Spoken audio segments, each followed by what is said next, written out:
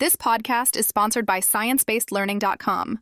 Discover a passion-driven language learning system that combines ebooks, audiobooks, and videos with the science of spaced repetition. Maximize your learning and retention today at ScienceBasedLearning.com. When to use the indicative versus subjunctive after aunque in Spanish. Learn when to use the indicative and subjunctive moods after aunque in Spanish, depending on certainty, with clear examples for language learners. Understanding the use of aunque with indicative and subjunctive in Spanish. One of the more nuanced aspects of Spanish grammar involves the conjunction aunque, which translates to although, even though, or though in English. For English speakers learning Spanish, understanding when to use the indicative versus the subjunctive mood after aunque can be challenging. This lesson will clarify the rule, provide examples, and highlight exceptions. The basic rule. Although aunque can be followed by either the indicative or the subjunctive, the choice depends largely on the speaker's perception of the certainty or reality of the statement. Indicative is used when the information that follows aunque is considered factual or known to be true. Subjunctive is used when the information is hypothetical, uncertain, or contrary to fact. Using indicative after aunque. When the speaker is stating something they believe is true or factual, aunque is followed by the indicative mood. Ejemplo. Aunque llueve, vamos a salir. Although it is raining, we are going to go out. Ejemplo. Aunque ella sabe la respuesta, no la dice. Although she knows the answer, she doesn't say it.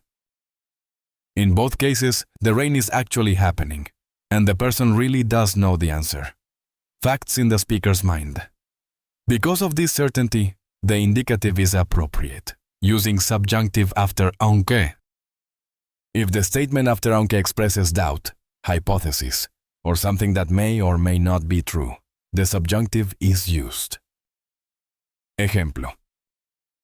Aunque llueva, iremos a la playa. Even if it rains, we will go to the beach.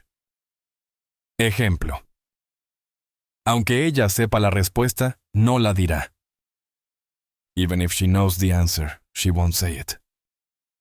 Here, llueva and sepa are in the subjunctive because the rain or the knowledge is not confirmed. It's hypothetical or uncertain at the moment of speaking. Additional notes and exceptions. When expressing a general truth, sometimes the indicative is used even when the following information could be interpreted as hypothetical, because the event is habitual or a known fact. Ejemplo. Aunque hace frío, siempre salgo a correr. Although it is cold, I always go out running. In spoken Spanish, the distinction can be subtle. Native speakers sometimes use the indicative or subjunctive more flexibly, depending on emphasis and tone.